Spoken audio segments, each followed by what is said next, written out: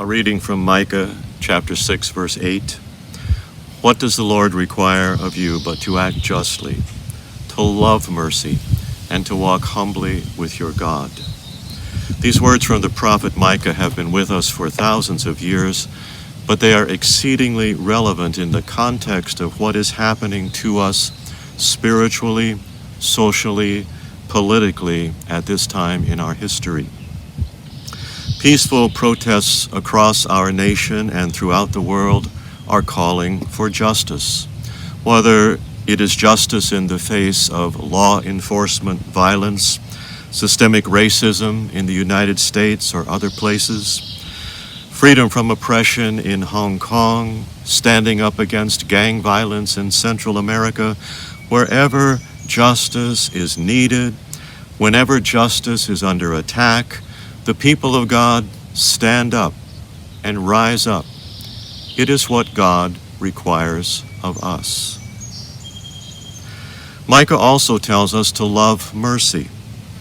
What kind of world would this be if everyone whom we encountered simply loved mercy? Loving mercy means we care about others. We care about the poor, those who do not have enough to eat, those in need of medical care, those who have no shelter. Mercy means we simply think everyone in this world is entitled to clean air and clean water, even if it means someone else doesn't make billions or trillions of dollars polluting God's earth. Loving mercy means we believe in dignity and freedom for everyone, not just a few.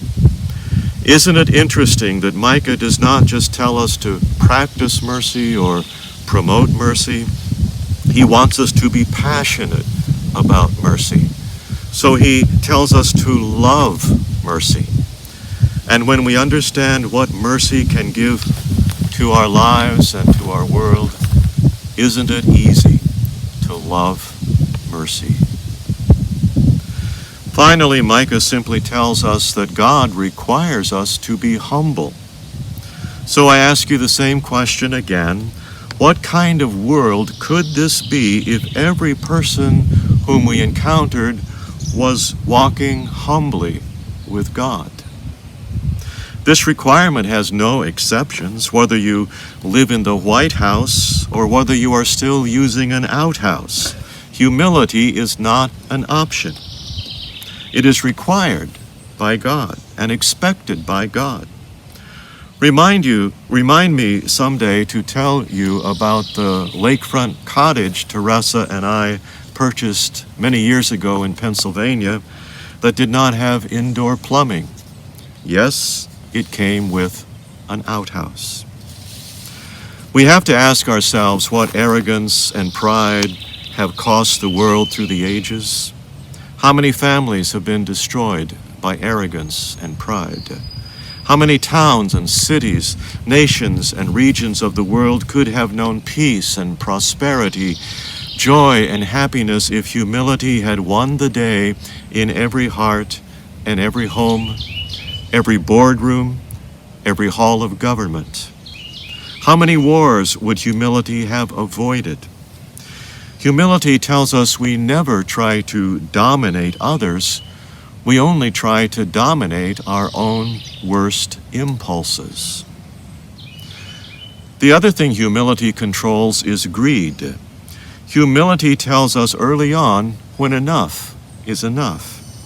Humility tells us we do not deserve to take what belongs to others, to exploit others, to pillage the earth in order to have much more than we need to be happy and content and to make the world a better place.